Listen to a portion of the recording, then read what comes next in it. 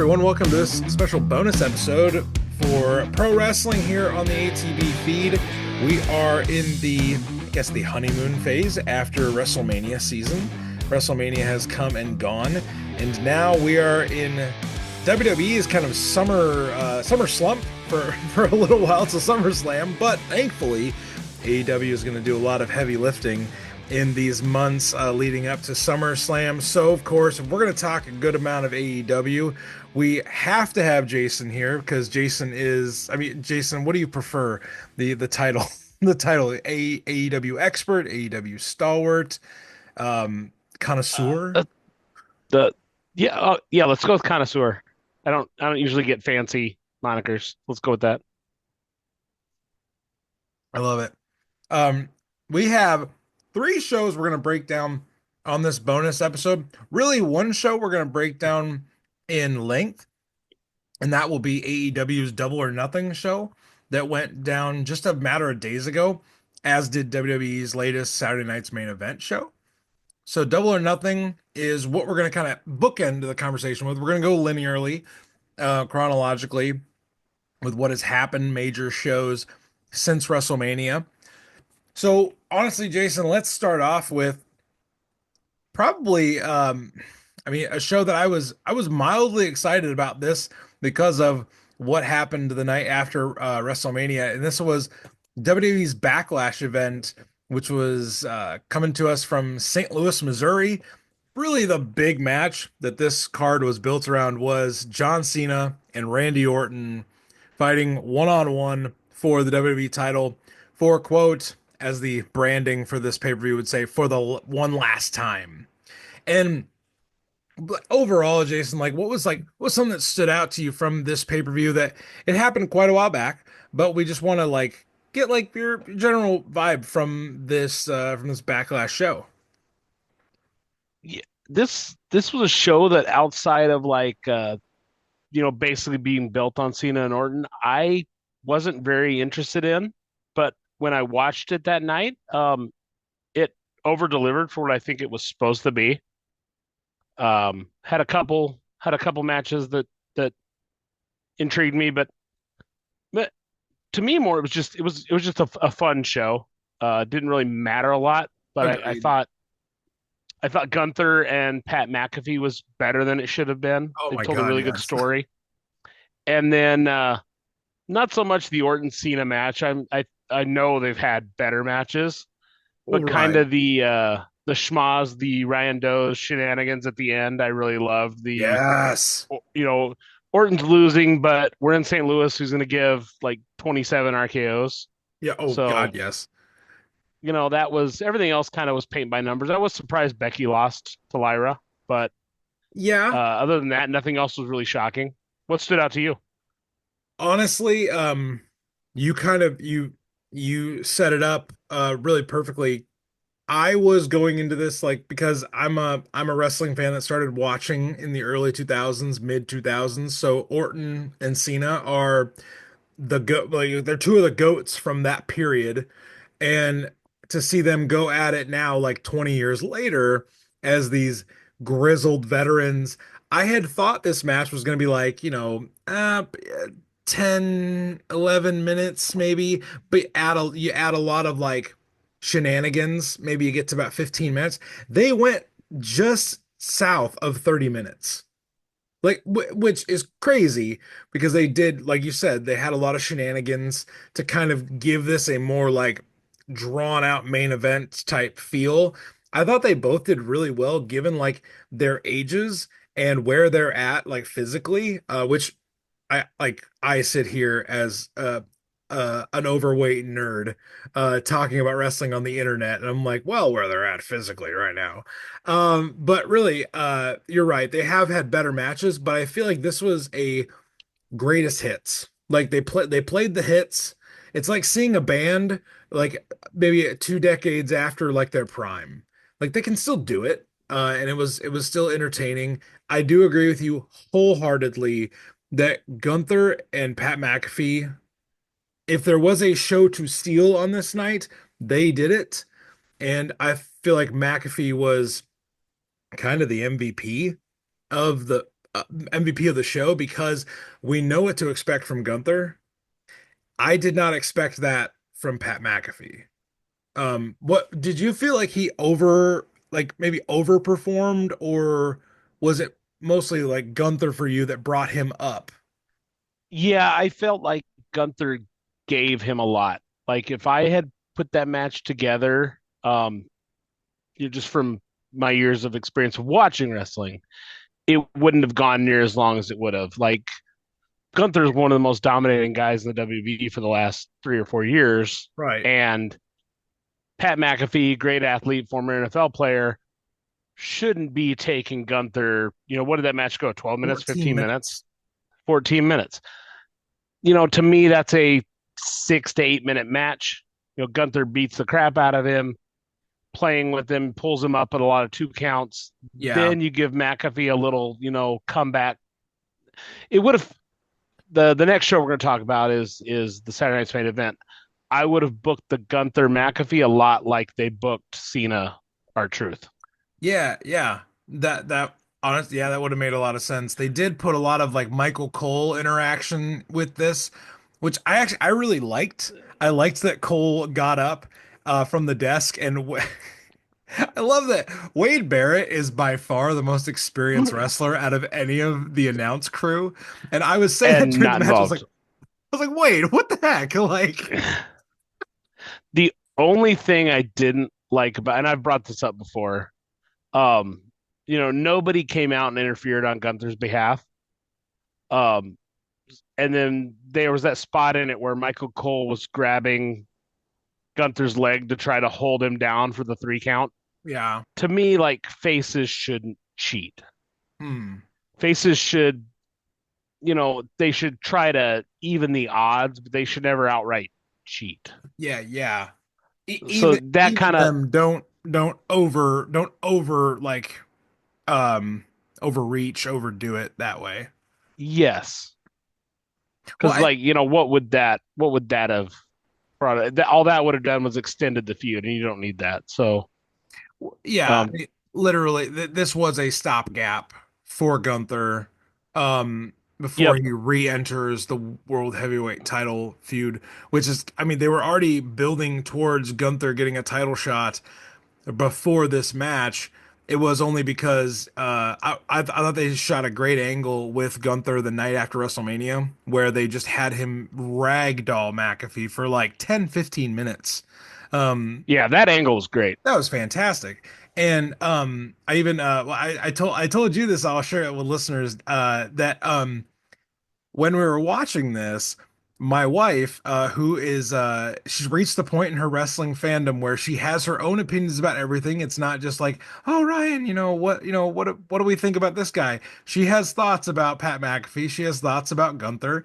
And when this match started, she did not know what the story was until they showed like the incident from the night after WrestleMania. And she was like, "Ah, Pat McAfee's in a wrestling match." Like she's like, just does not care. 5 minutes into this match, Jason, she was all in on the story they were telling, and I was like, "Fuck that!" Like they did it. They did the thing. They got me to care about It, Pat McAfee getting the shit kicked out of him, which I thought was awesome.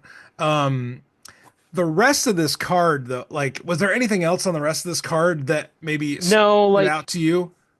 I think we kind of knew the exact beats of that Dom and Penta match. We knew that. Which wasn't bad. I mean, it was a No, it was it decent. was it was fun. It was okay. They're still going to run into this problem where people want to cheer for Dom. So you kind of have to have these interference spots that aren't actually initiated by Dom. So with El Grande Yeah, Americano coming out and getting involved, you kind of move him away from Penta. And then I think that 4-way would have been a lot better if Drew wouldn't have gotten hurt. I don't think the finish was the exact finish it was supposed to be. Um, I'm guessing Drew and Priest were supposed to come back into the fold at some point, but they didn't because he got hurt on that, yeah. outside spot. Well, But we did see a new uh, appearance in the Bloodline by what's this guy's name? JC Mateo. Ooh, love it. I will say this. when Jeff Cobb popped up, like, and then I told you this privately. I was just like, I thought he was still in New Japan. I love me some Jeff Cobb, some old school Ring of Honor Jeff Cobb. It hits the spot. It's really physical, brutal kind of style. But when he popped up, I was like, is that fucking Jeff Cobb? Like I was like, and I forgot how short he was. I was like, And we he's and we both loved him in Lucha Underground. You yeah, know, he no. was the monster Matanza.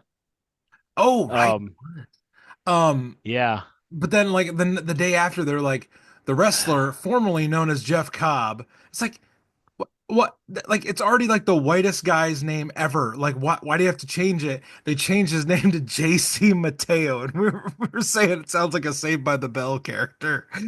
yeah. I mean, insert your own joke here. Like they have such this fetish for owning people's names and whatever they're going to put on merch. And I don't know what they expect to make merch on this guy, but um, bring him into the bloodline. Of course, you got an easy story and build to make him somewhat important, but they could have picked. I mean, I would like to see the list of other names that were an option here for this guy because that can't be the best name. What baffles me about that logic though, Jason, is Tama Tonga got to keep his name. Tongaloa got to keep his name. Like, and like, I'm if he's gonna be in the Timu bloodline, shouldn't he have a vaguely Polynesian name? Like, well, I think I told you when we were talking about this. I think I told you he's not. I don't think they're trying to pass him off as part of the family. He's just like a he's guy. a guy from an island, so it's close enough. Now we're outsourcing bloodline spots. Oh Um, my gosh. I I just just I don't know. Like Jeff Cobb, cool. That's a name that like wrestling sickos will know from outside of WWE. But Yeah, like but then you start to think about how many outside of WWE sickos are watching the product. uh, here's the thing. If he would have showed up on like an AEW show, which I know hasn't he shown up in AEW before? He's been in AEW a couple times, and like a lot of people thought he was headed to AEW, and I mean, I kind of understand him choosing WWE. He's probably going to get. I'm guessing he got a little more money, but to give up your name and stuff, and to kind of give up a lot more of yourself. Yeah, To me, it feels like he's kind of at the end of his career. got it. He's That cashing in payday. and taking the easy thing, the easy payday. Which Yeah. I mean, hey, a lot of us would say be like, "Oh, it's the easy, it's the easy choice." It's like, hey, I Jeff Cobb's got bills too. Like, He's got I, bills. He's probably got a family. I don't know his situation, but I, I mean, I don't fault him for it. But I mean, man, it does. AEW is a packed house right now. I wouldn't want to go in there and try to work my way up through that upper mid card. Well, He'd probably yeah, get lost in the shuffle over there. and yeah, if it's like, hey, you can go to AEW and be a guy, or you can go to WWE and at least be like a part of something they're doing on SmackDown with, like he's in the Jacob Fatu orbit now. So that On a like 3 hour SmackDown where he's going to be on TV every week. so I mean, it I mean it makes it that now that you put it that way, it makes sense to me there. Yep. The one other thing I wanted to mention from Backlash was you know there was in my opinion there was only one like I won't even say bad, but kind of like a stinker of a match. And it was Becky and Lyra. I just like I walked out of that match being like, I don't think they have chemistry or they don't have chemistry yet. What was your read on that match, Jason? I I almost feel like everybody thought it was a foregone conclusion that Becky was going to win that match. Like they were I, going to put yeah, most of us picked it that the way. same way we thought Charlotte was going to beat Tiffy just because True. Charlotte comes back, Charlotte wins, Becky comes back, Becky wins. So I think they wanted to kind of swerve us in that direction.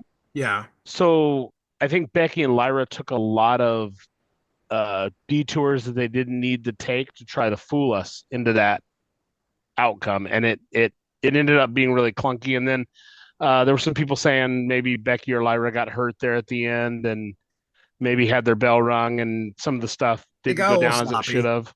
Yeah, so we'll see. I think they're going to have a rematch at Money in the Bank. So which um, obviously, people think we'll get it right the second time.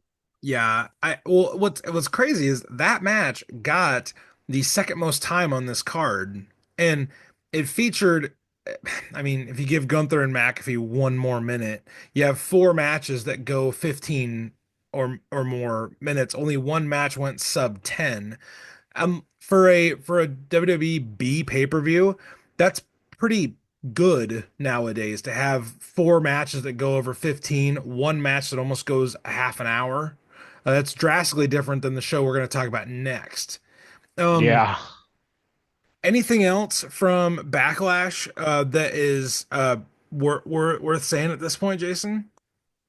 I think that ties a bow on it. We got to give Josh his props. He corrected the giant mistake that was made a pay per view before when we let the coin win the belt. We let the And coin win the Josh belt at Mania, like at Mania, the biggest show of the year, biggest show of the v- goddamn wrestling calendar. very much Zack Ryder getting his IC title in the ladder match. We got to kind of just Oh my God. write it in the books, and we fix what was done. It was done for shock value, and Josh came in and got the title back. We're missing Josh tonight, but And yeah, as of Backlash, Josh was our champion. His third or fourth reign with the belt. Good job, Josh. he kept it warm for a minute because then Saturday night's main event happened just 2 weeks later. And this was all like the build for AEW's Double or Nothing is happening hot and heavy over on TNT and TBS as we're building towards kind of a stopgap NBC special, which I do like. I don't know if we talked about this the first time we did Saturday night's main event, Jason, but I like the idea of Saturday night's main event. A 2 hour prime time network special. If streaming was not as all encompassing as it is nowadays, and we still had, more like network focused programming, maybe this would mean more. I just like the idea of like a 2 hour special. Um, but I wish the 2 hour specials felt more special. Well, This I mean, I'd argue with you there. I thought the Saturday night main event card was a better card than the Backlash card. really okay. Well, Yeah, I mean, draw like draw the top to comparison and bottom. contrast. Well, top to bottom, it was only four matches till the night of the show. I think I messaged you and I said, "Are we going to get a women's match added on here?" And you kind of thought maybe it'd be another Tiffy Nia match. And I said, "Okay, let's leave it at four." Yeah, Um, but like to me, outs outside of Orton being in St. Louis, that's not where the John Cena story is going to end. Had a little bit more right. of a foregone conclusion. I thought the Jey Uso Logan Paul match was a little more compelling, even though I didn't think Logan Paul was going to win. There's at But least a little more doubt in your mind. yes, at any point they could have somebody beat Jey Uso, and you would say, "Oh, okay," because when Jey beat Gunther, the way he beat Gunther, all of us kind of thought, Yeah, that's not. He's going to be one of those quick, kind of like the way I told you. I thought when Darby Allin eventually wins the AEW title, he won't have it for long. It'll be this kind of big surprise, shocking victory, and yeah. then somebody will take it right off of him. Because Jey Uso Um, is the kind of baby face who you're like, oh, he could pick up the chase right away again. yeah, yeah, and like that's my thing always is the face is better when they chase. Absolutely. It's I faces get boring when they have the title. We The had our face's share of story is heels, always better Jason. when they're chasing. Yep, yep. Um, Cena R Truth, fun story. Yeah. And again, The 2 week the build, but 2 week fun. build, it was an in between thing. We knew it wasn't going to be a big, but I saw articles written about R Truth should be the guy to take it off of him, or R Truth should. It wasn't I believe it wasn't a title match. No, it was just straight up singles. It was just a singles match.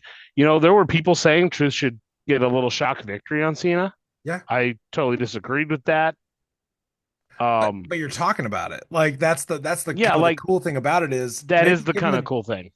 like a DQ win. What have you like? Here's the thing. I don't often root for DQ wins, but that to me would have been a DQ win where our truth maybe looks too good and Cena's like, fuck this. Like Yeah, it's I'm just done like with not this. not happening.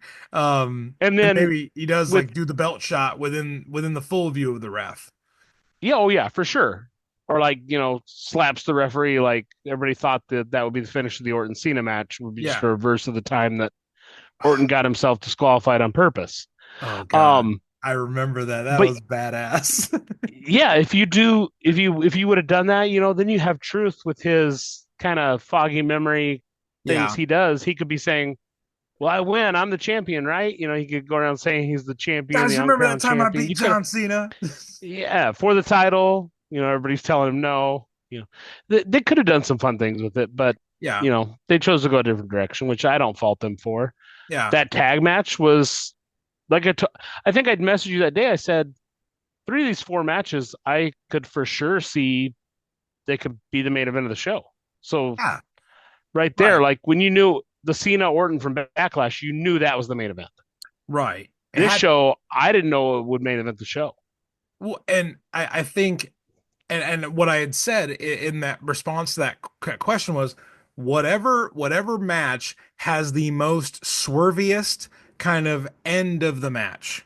And at Saturday night's main event, we started off with the tag match between Seth Rollins, Braun Breaker, and then CM Punk and Sami Zayn. Solid tag match. Could have main evented any Monday Night Raw, in the country, and you would have sent fans home happy, kinda. But they would have seen a good wrestling match, and that match Yep, ended with for a sure. Bronson Reed return. Apparently Seth Rollins does not recall anything that Bronson Reed did to him in the last 365 days. And they're cool. Um, and that match was solid. I think if you would have asked all three of us, Josh included, before the show started, we've been like, that's probably going to be your best wrestling match. Because you Yep, got four guys in there that can just fucking go. Like yep. even where Punk is at in his career, he can still go more than most guys on their best day. Punk is best in like a three-way at Mania, a Yeah. tag match. You don't want to do a Punk Seth straight up one-on-one, no commercial breaks, pay-per-view match. He's going to get exposed. But in a match like this, he can go, and then the other three guys can go. Well, yeah, and you have uh I think maybe they clean that up a little bit for how I said it. He can go for what he's able to do now. It's like in that match, you have Sammy work 75 to 80% of the match. Have Punk jump in for his 20-25%, and he's gonna look really great, and then you just tag Yep. Sammy in to carry the bulk of the match. And I thought that match actually really performed. I really enjoyed it as the opener. Um, if you would have had the Bronson Reed return at the end of the entire show, I'd been like, and the crowd goes mild. Like, that doesn't feel like a big show closer. But No, and it doesn't. But I never had Bronson Reed in my head as being the third man. I mean, it was Be- surprising. yeah, because of his previous past with Seth that they've just kind of swept under the rug. Yeah. I didn't watch Raw this week. Did they address? It was a lot of Seth posturing for Money in the Bank. He's going to be in the Money in the Bank ladder match. Um, I saw that he won his qualifier, but like, did he talk about why Bronson's the guy or why? No, I mean, not that I saw specifically. It was more like, we're here to dominate the industry, and it's like I told you guys, I haven't changed. My goal hasn't changed. I said I was gonna protect the industry, and that's what I'm doing. That kind of stuff. Okay, well, Um, I mean that's halfway there. and I mean, it checks the Seth Rollins box for now. Yeah, I kind of think, just forecasting a little bit. he has to win the briefcase at Money in the Bank, right? Like, I would hope so. I mean, I've seen it's Seth and Penta is qualified, yeah, and there's four guys in right now, right? already? I didn't realize they had done so many qualifiers yet. Let me I check real quick. I'm too excited for the Chad Gable Vikingo match at Worlds Chad Collide. Gable Viking. If Chad Gable's okay, he took a Oh, nasty bump in that three way that Penta dude. won. Yeah. So it is Seth, Penta, LA Knight, yeah. And really, Jason, I spoke too soon. Your favorite for the match. I anticipate you picking him in a few weeks is your guy Solo Sikoa. Oh yeah. I mean, Solo in the ladder match does less than nothing for me, but it is what. I he's they haven't given up on him, I mean, it's true. I mean, you but can always catch lightning in a bottle, but when you're you standing next to can't. But Jacob like, Fatu, like, well, that's gonna go south here sooner than later. So is is Solo with if Solo wins a briefcase, it's gonna be because everybody in the bloodline helped him get it. But yeah, to me, you put it on Seth. That's your easy option, is your best option. That's the right choice. we we moved from that tag match and there's a few matches we haven't mentioned and then maybe we'll just kind of drill in on the end of the show itself. We did get a surprise Zelina Vega retaining over Chelsea Green again. Chelsea got some gnarly color towards the end of the match, busting Yeah, her and nose up. But like the true just fucking champ she is, didn't not like nothing. She's completely sold it. Like it was just fantastic. Um, was not overly impressed with Selena in this match. Straight up, I yeah, was like, uh, I think the I world don't of think we. Chelsea, which is probably makes me incredibly biased, but Yeah, no, and I agree. I agree though. She's that R-Truth type on SmackDown where she makes the most of the 30 seconds to a minute she gets weekly, and we see her for more than I think Triple H sees her right now because Zelina Vega was terrible in that match. I don't get it. It's a kind of a. I'm guessing it was a toss into the Alistair Black contract. Like, hey, oh, I didn't we'll even give think your about wife a that. belt. Yeah, like we don't really need to talk about that anymore. I Uh, didn't even think about that actually. Priest, Damian Priest, and Drew McIntyre. Give me your thoughts on that. So I was gonna say this back when we were talking about Backlash, but the I feel like the only reason they were involved at Backlash was to get us back to this point, where Priest gets his win back from WrestleMania, and like I will say this: the way they ended the steel cage match was unique, where Priest just walked out, but I mean, in my opinion, it just made Drew look like a bitch. Like, and I'm kind of tired of Drew looking like a bitch. But And I am but too, again, I'm biased but because I love Drew McIntyre. it's and I do too. But I think there's a difference when we talk about we love Chelsea Green, and maybe 20% of the wrestling world agrees with us. But when we say we love Drew McIntyre, I think 80% of the wrestling world agrees with us. Yeah. And the WWE just continuously wastes him.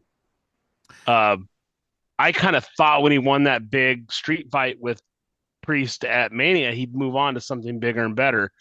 I had kind of thought for a long time somehow they'd get him back over to Raw and he'd be that third man in Seth Yeah. and Braun's group. Oh my gosh. But they're just, the 50-50 booking always bothers me because if you're Triple H and these guys are all on your roster, you're the one in charge of playing with your toys and you think they're equals, that's all fine. But I don't think in anybody's vision of booking a show, Damian Priest is anywhere equal to Drew McIntyre. Like they shouldn't be. And that's Priest I is mean fine, that's but the thing is like he's not here. Priest is not bad. What I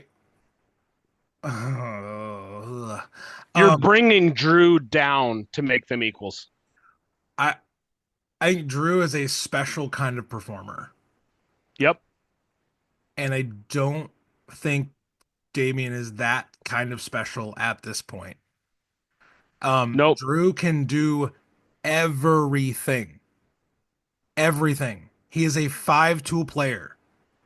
Yep. I mean, he's not Anthony Bowens, but he is a five-tool player. And I want more. I want more for him. I want more from him. I want to see him on the mic more. I want to see him in main events more because he can perform at that level and he already has buy-in from a fan base that loves him. Like loves how much of just a dirty, disgusting heel he can be. And when he does have his babyface runs, I mean, when he eliminated Brock Lesnar from the Royal Rumble many, many moons ago, I was I was already all in, but I was like the nth degree all in. And I want that for him, but it's not gonna happen if he's losing steel cage matches by Priest just walking out the door. Mm-hmm. But Jason, our main event was Jey Uso retaining over Logan Paul in a little under 10 minutes. I mean, this was as sports entertainment as you can get. Um, Literally two guys that are athletic, they're entertaining, but like we're we know what kind of match we can expect from these guys. I thought Paul was he's always so incredibly antagonistic. And it's his personality, obviously. He's made an entire brand and an entire living off of his personality, but the fact that he's opposite the ring from Jey Uso, who is this crowd favorite phenomenon right now. This match makes too much sense. And I think it delivered on what it was capable of being. Would that be fair to say? Yeah, I agree with that a lot because Logan Paul is that guy that you love to hate. So when you already have a guy like Jey Uso that the fans will love no matter what, that's a great combination. I think what really messed this matchup was that time frame of a Saturday night's main event where NBC, for whatever reason, had a hard out of 9 o'clock and it Very felt a rough. little rushed. So, Jason, maybe walk people through like what happened at the end of this match. Yeah, I mean, we had our typical ref bump. You have John. There was a backstage interaction earlier where, and I like this. If you're going to have It was two world good. champs on two separate shows, you always have to have the one guy posturing to the other guy like, "Hey, we're both champs of our shows, but this is the real belt. The belt you've got is kind of a 1A. It's the Kmart belt. The Kmart. It's another, it's Blue we light had so many special, different. bitch. Exactly. And when you have a face holding that secondary, the 1A, everybody kind of wants that guy to posture up and say, well, hey, I could take that other belt off you if you think I'm the secondary champ. Yeah. So you have that ref bump. Cena comes down to try to help Logan Paul win. Okay. It it backfires. We get the big return of Cody Rhodes we hadn't seen since WrestleMania. And then the match seemed to finish really, really quick. Oh yeah. It was like fast forward times five. Yeah, yeah. I felt like I was watching it in two times speed Right. because you go right from Cody Rhodes coming down, helping him out. Jay hits the frog splash, gets the victory, and then Cody's hopping in the ring, grabbing the mic real quick, and says, "Cena, I see you. I see Logan Paul. I'm here with my friend Jey Uso. 2 weeks, Money in the Bank, main event, 2-on-2 tag match, and like cut to black. It was like so rushed, Very abrupt. and it made it feel. It didn't give. It almost stole that moment from Cody of his big comeback. Like it felt way too rushed. It was like go home now, go home Yep, now, it and was we're like done. whoosh, whoosh, whoosh, whoosh. Whereas if you were on Raw or SmackDown or any of the AEW It's shows, like we a would have had a minute or 10 minute two of overrun. overlap. Like, Yep. That's all you needed was another couple minutes. But because no, it was 9 o'clock and boom, we're yeah. out. Um, yeah, so Saturday Night's main event, I did it a little fast, but I do like I love the inclusion of maybe not John Cena in this like title champion versus champion kind of thing. I mean, it's a way to get Cena and Cody in a match where they don't have to put Cena's title on the line. Yeah, do the rematch again And already. You got to save that for yeah, probably SummerSlam. SummerSlam, uh but also like there is this God, what was I gonna say? There is this thing where you don't have to commit to Logan Paul as like a champion or transitional champion because I had thought maybe I had actually picked Logan Paul to win this match because of Oh, you did. the because of the Gunther the Gunther demon on the shoulder of like I'm gonna face you or Logan Paul in Phoenix on an upcoming Raw. And I thought maybe like this would be Gunther's way of like getting back at Jay because he doesn't respect Logan Paul or something like that. He views Logan Paul as an easier opponent, or he's ducking Jay because he tapped him out. But we're getting a Jay Gunther rematch. I I don't I can't see Gunther losing clean again. Um that just I don't know, seems weird to me. Um but Jason, anything else from Saturday night's main event that bears repeating? Because if not, No, we're gonna jump into we were talking about that Gunther Jay rematch. You can't see Gunther losing clean. It won't be clean. I don't think Gunther will lose. We'll have some kind of a schmaz DQ. It's on Raw. yeah. They'll. Um they don't need to overcommit to it. Mm-mm. Um but the next show we're gonna talk about, Jason, is AEW's Double or Nothing show. Normally, this comes to us live from Las Vegas, Nevada, but we are in the desert of Arizona. We're in Glendale for this one, and a lot of great matches on this card. And Jason, this card is significantly longer than our WWE shows we're talking about. So I'm just going to defer to you. What do you want to talk about first? Uh, okay. Let's start with. I think it was a brilliant move to move this out of Las Vegas. It had kind of gotten stale there. Yeah, This Arizona crowd was Plus, up. Las They Vegas were just up. had WrestleMania. Like, Yep. And I don't think that would have mattered because I feel the further we get into AEW as a company, like you sent me something today with it compared. It was a fan vote of what? AEW Double or Nothing and Saturday Night's main event. What Yes, was the better show of the weekend? And Double or Nothing won that poll, but it was really close. It was like 58-42.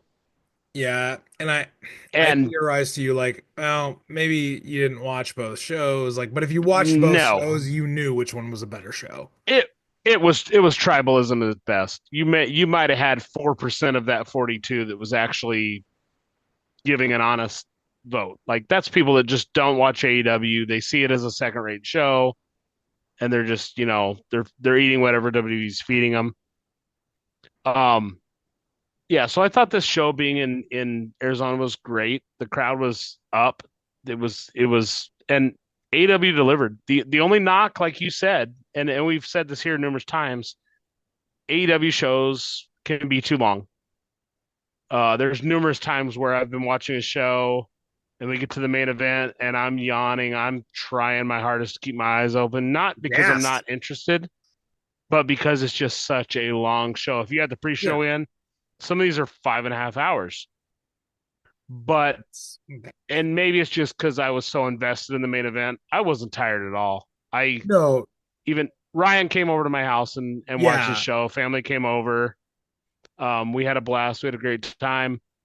And after you guys all left, I was still up for another half hour, just kind of basking in the glory, Milling reading around. Twitter about what had gone on. Like I was left with such a great impression from this show that I can't wait for All In, man.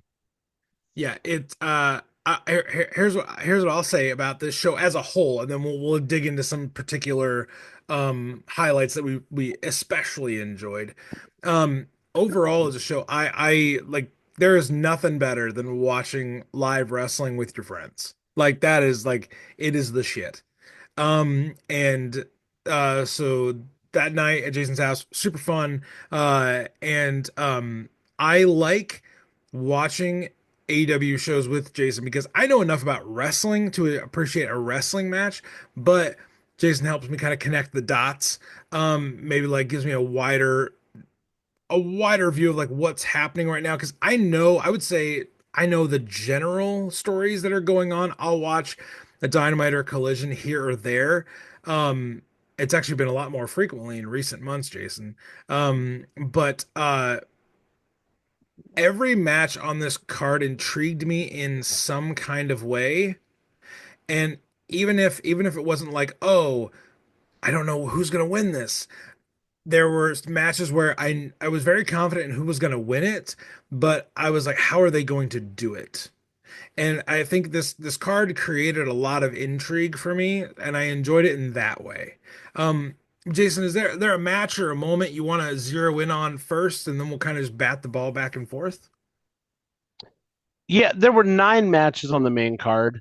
I I thought if you kind of split it into thirds, I thought there were 3 matches that could, by anybody's rating systems, be 5 stars or just under.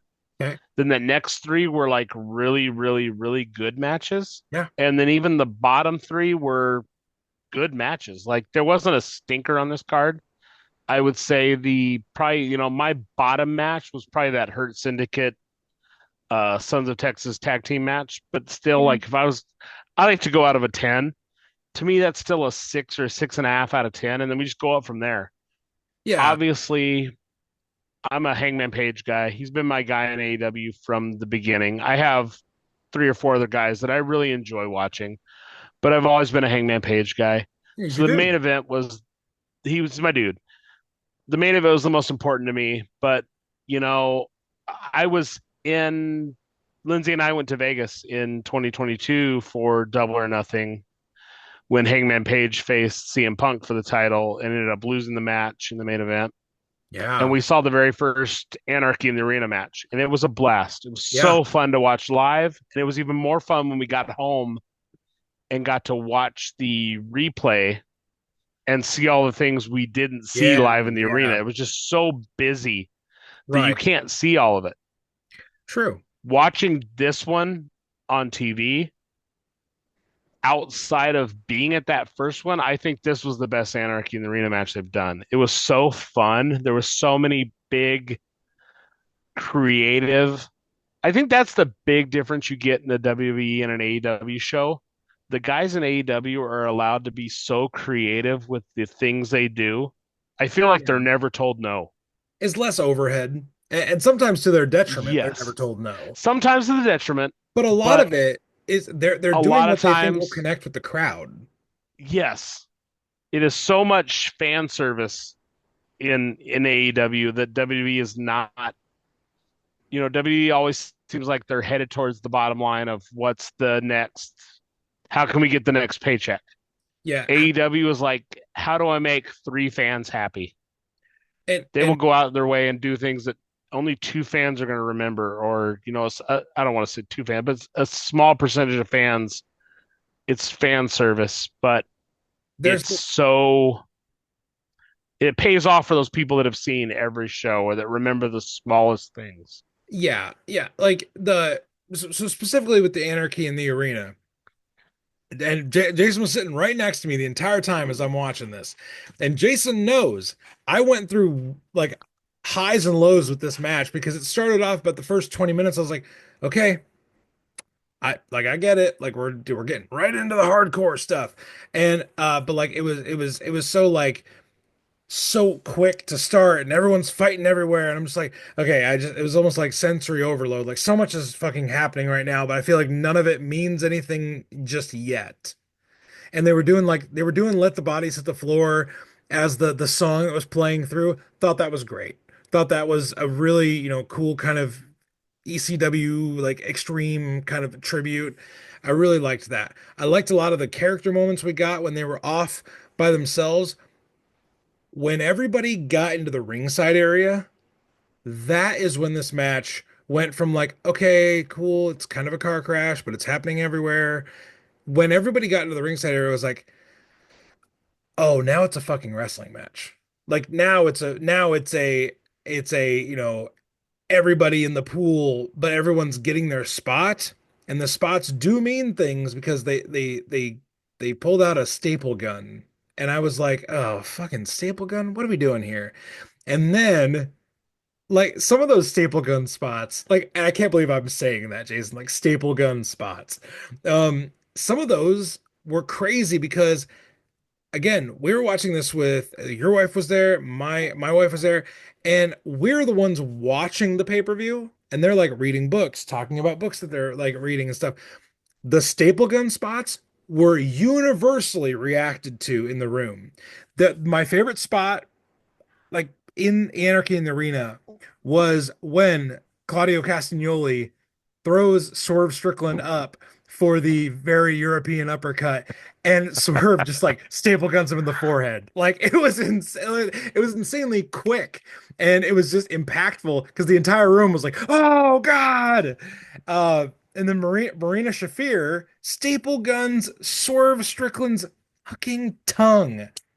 She pulls his tongue out of his mouth and staples his tongue. And then when the match is over, we've got, the camera coming in for a close up on Swerve, and he sticks his tongue It's out of his there. mouth, and you can see the staple is still through his tongue.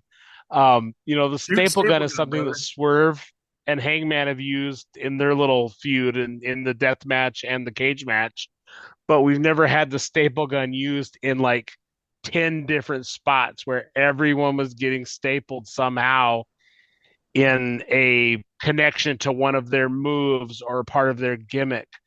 Willow Nightingale getting chained and then padlocked through the Padlock. gauge in her ear to the corner.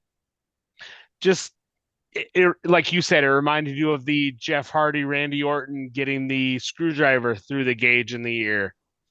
Uh, there were so many creative table spots. The music plays. That's kind of been a thing of Anarchy in the Arena where the music plays throughout the entire match until one of the heels finds a way to shut it off. So Right. we had Claudio hitting the giant swing on Swerve, and he throws him into a speaker box. And Yeah. that's when the music True finally steps. stops playing after bodies had gone through like 6 or 7 times Oh through. God. There It were was so repetitive. many creative spots. Yeah. We had the ambulance still parked back by the entryway From the from the stretcher stretcher match. match earlier in the night.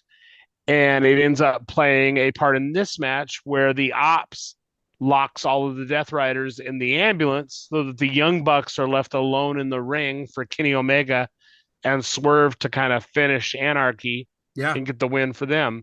Like everything, once, like you said, when the screen was split in four and we had guys fighting backstage, outside, in the ring, around ringside, it was a little hard to follow. But at the end of the match, that last 10 minutes, it all made sense. When It they all zeroed fit into in. Yeah. this overarching narrative of why they were fighting. And they came with so much creativity. I really love the Anarchy in the Arena. And if not for my guy being in the main event and it being such a big, important match, Anarchy would have been my favorite match. Yeah. It was the most fun.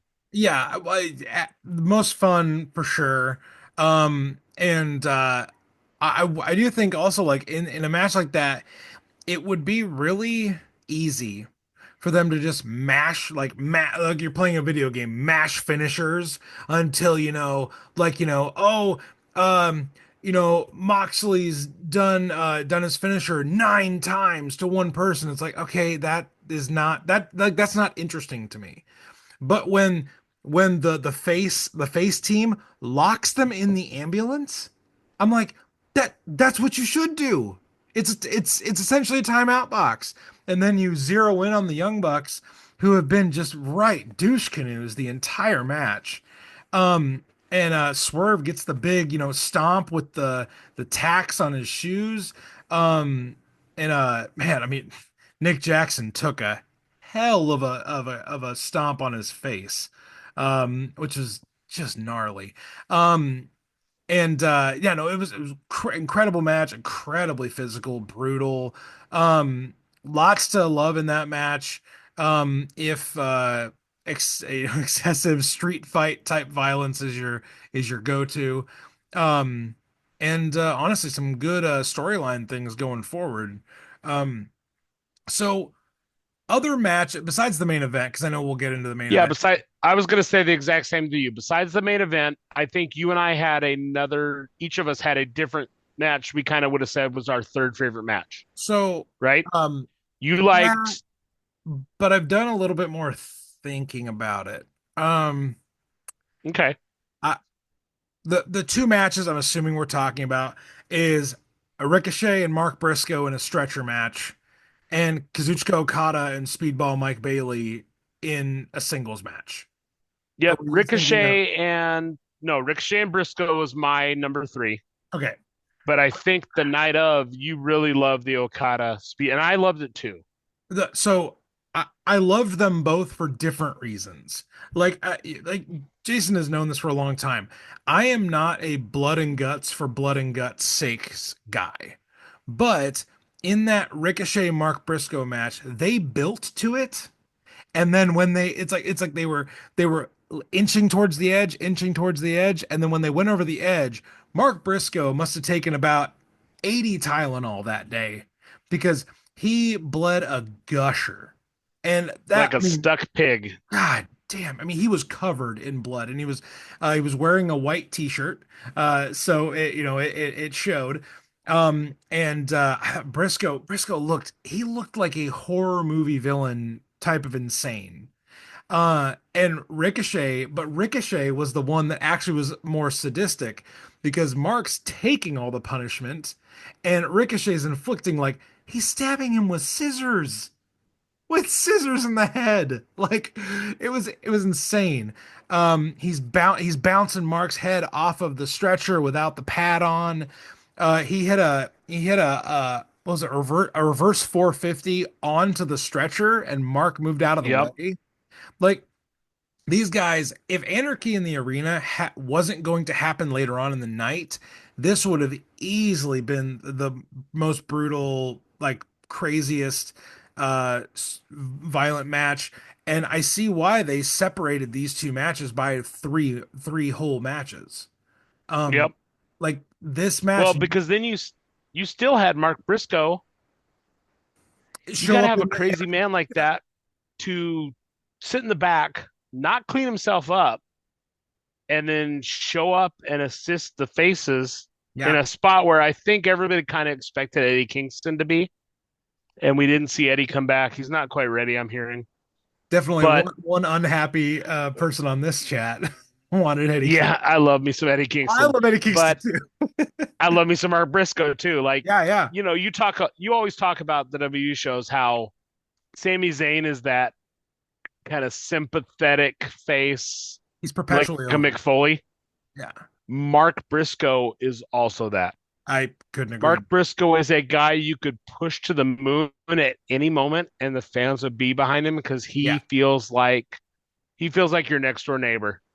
yeah. Like he's crazy, but he's the nicest guy in the world. He'll invite you over if he's only got a pound of chicken, he'll give you half of it. Um, but he Jason he and I shows were up to help the faces later, and his face is coated in dried up blood.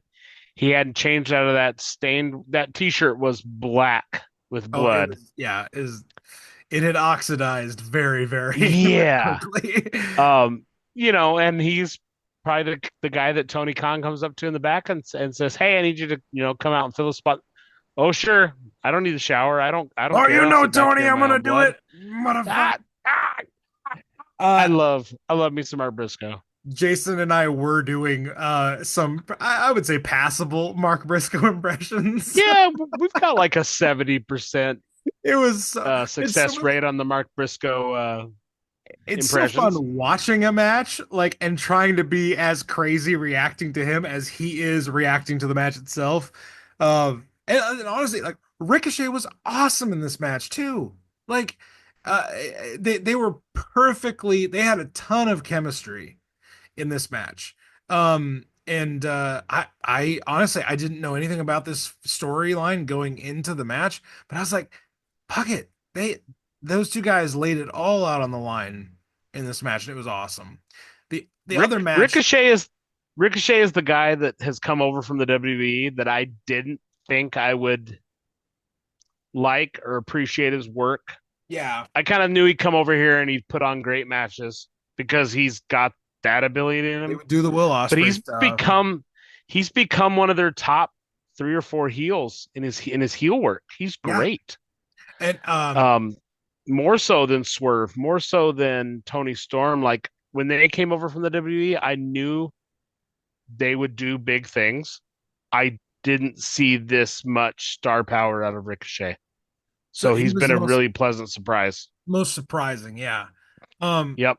the other main match outside of the main event that I really feel like bears like discussion is Okada and Mike Bailey.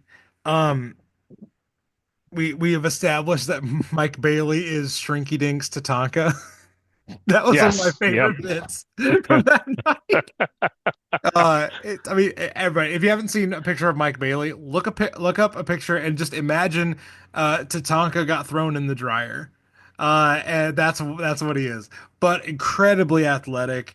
Um, this was one of those matches where Jason and I both were like, Okada's winning this match, but it'll be a good match. But 10 minutes into this match, Jason, I was like, oh my God, are are they? Are they gonna do the thing? Um, If we weren't headed towards All In, where we weren't going to get our first version of the Okada Omega feud, the New Japan's, whether they had 4 or 5 matches in New Japan, yeah. I wouldn't have been surprised if they would have let Mike Bailey get this big upset win. Yeah, But they, even with both of us thinking Okada's got this, I think we both put a pretty high amount of confidence points on it. Towards the end of that match, I thought 3 or 4 times that Mike Bailey was going to win the match. yeah. It And was such you go ahead. such a good back and forth, even though like Okada is by far the bigger guy, by far the stronger guy, but Bailey's speed, in his ability to just kind of pop off a move, like with no area to do anything, and he's able to get so much momentum and agility into these moves. It was a great kind of like a big man, small man match, but there was so much, I don't know, just energy and Okada's kicks and Okada's lariats at the end. The Rainmaker he finished off the match with, motherfucker laid that sucker in. And I mean, it was a great match. I think that's Yeah. probably the match that I need to go back and rewatch it. Because it did not have, it didn't have the staple gun spot or, the stretcher spot. It was just a very solid wrestling match with two guys that just threw it all out there. It's like, hey, we're not gonna go grab thumbtacks. We're gonna impress you with just what we've got. And they did. Well, and I think a lot of that is on Okada since he's come to AEW. A lot of people, and I'll kind of agree with this, he's kind of mailed it in. He's put on some really good matches, but we haven't really seen those 6-star Okada Omega matches that we were so used to in New Japan. Yeah. And I think Mike Bailey kind of brought that New Japan Okada out of him. Yeah, He almost yeah. he almost made Okada work up to him. Which I So I think that's kudos. why that was such a good match. Yeah. No, very good. There were a lot of other good matches on this card, but I would say we've talked about the more important ones, the ones that The like the left two women's matches were really, really good. good. Yeah. We're gonna get Mercedes Moné won the women's Owen Hart and Tony Storm retained. So we're gonna build towards Mercedes as the TBS champion and Tony as the world champion at All In. Okay. That's the biggest singular women's match they could make. We kind of thought maybe Jamie Hayter would win that match and you'd do 2 big matches, but All in. They're going all in, and they're Going going to all give in. us the biggest women's match they can make. Yep. They they were great matches, but I mean, there was nothing super special to them. They were in that next three for me. You had a I few tag matches here that Yeah, the we were tag there matches were what they were. You had that six man that was put in the really bad spot of having to follow Anarchy in the arena right in between the main and events.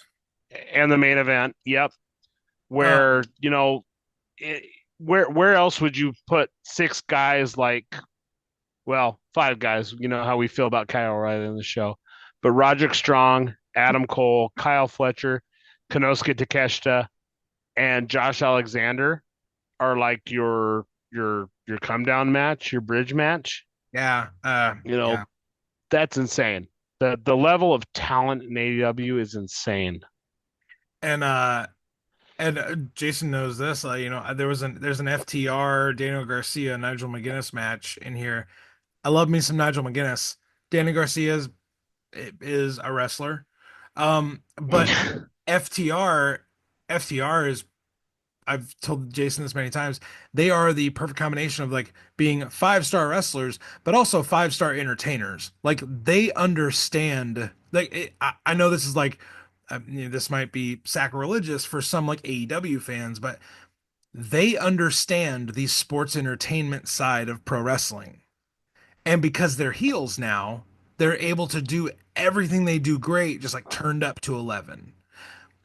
This was all. not only do they not only do they understand that sports entertainment side, but they love to take that back to like a 1980s mid South Yeah, world class, like do as little as possible in the ring, but make everything matters the type of match.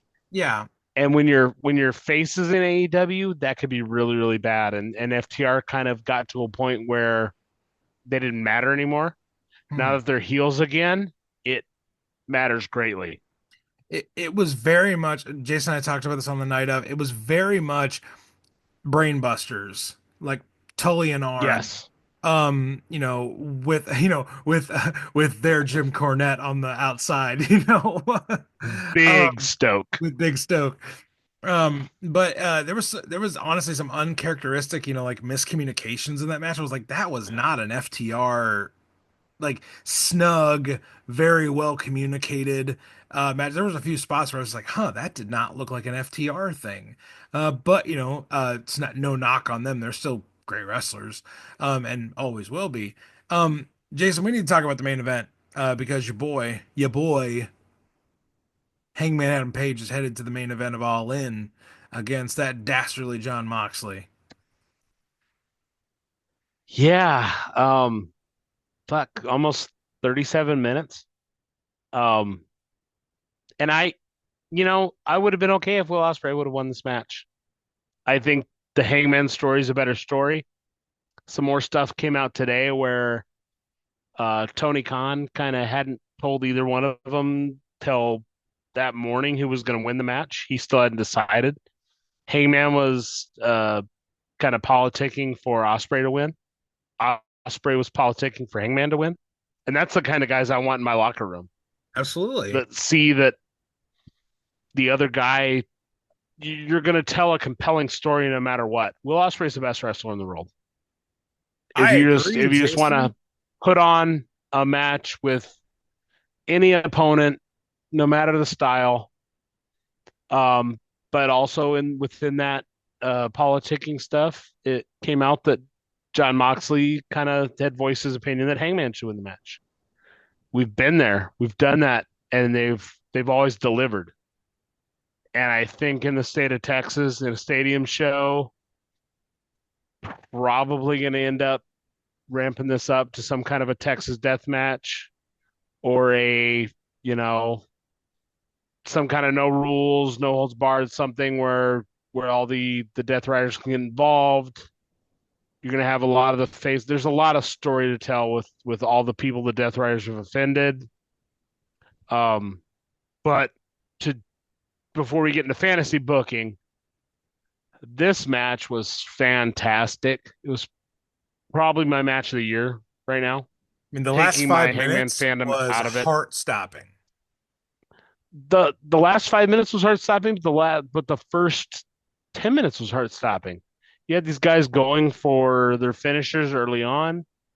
You had a big segment where they each almost hit their finishers and kind of looked at each other like could have had you. You had the big, Wednesday on Dynamite. Osprey said, "Hey, Hangman, meet me in the desert for a shootout." They had that moment where Osprey knew Hangman was going to go for the buckshot lariat, and Osprey kind of pulled himself up on the ropes and he took his Yeah. elbow pad off. Yep. That was probably my favorite spot of the whole night. It was great. And It was Hangman, go ahead. so drama filled. Again, two men that understand not just not just the wrestling part of it, but they understand the entertainment value of building to a moment. Their eyes looking at each other told the entire story. Osprey took off his elbow pad. Hangman took off his elbow pad.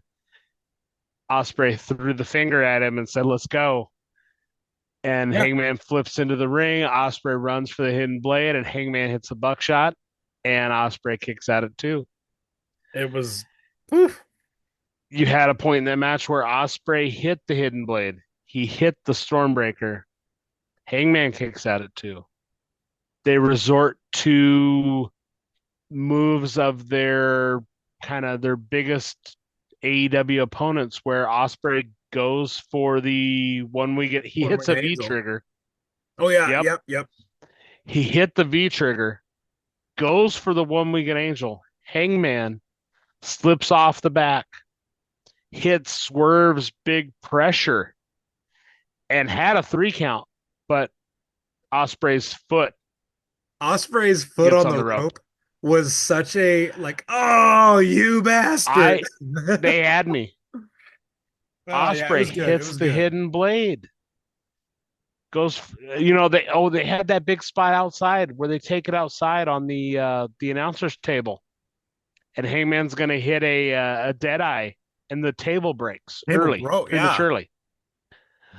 They both kind of crumble to the ground. You see that they're okay. So what does Hangman do? He says, "Fuck it," and he hits a dead eye on the broken table. Yeah. You had the spot earlier in the match where Osprey kind of hit a like a power bomb on the apron, and he picks Hangman up and he hits a Styles Clash from the apron to the floor. Yeah. Nasty. I've actually I because I know I was kind of critical of the follow through of of that move when we were watching it. First of all, I am not lining up to take a Styles Clash from 3, 4 feet off the ground. Hell fucking no. You can think pro wrestling is fake, goofy shit all your life. You would never take a Styles Clash from 5 feet up Mm-mm. in the air. You would never do it. Um, but like I was like, oh, he's gonna hit a Styles Clash flush on the floor. Fuck, no. If I'm Paige, I do the same thing he did. I crumple up and I take it kind of like a little wonky looking, but um, Yeah, but God, man, like it was AJ brutal. Styles has come out and said the way you take that is you just take it. Yeah, Because do you really want your knee hitting yeah, the floor? right. You Probably throw not. your I think I'd rather take the entire move across your flat body than your knees hitting first.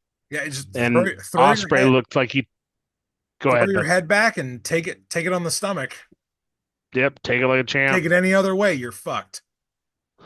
Um, But no, it was a phenomenal match. Like, uh, really good. Sometimes, I think sometimes with, like gratuitous finisher moves, I sometimes get burned out. But then there's sometimes where I'll watch a match, whether it's WWE, whether it's AEW, or even like when I was watching New Japan way back in the day, when they would build to their big main events. I'd be like, maybe less is more. Like maybe less is more. Well, sometimes more is more. And this felt like a match where more was more. yep, the thing I appreciated was they didn't go to the well of trying to hit each other's finishers. That's kind of what you get in these big spots is where like, oh, Hangman does the hidden blade or Will Ospreay tries the buckshot. They didn't go to that well. They went to a different well of like, hey, I'm Hangman Adam Page. Swerve is kind of my longtime nemesis. I'm going to try his finisher. Yeah.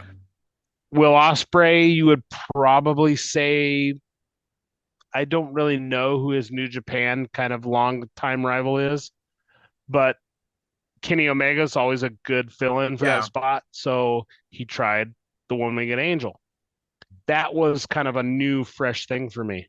Yeah. It was good. It was good.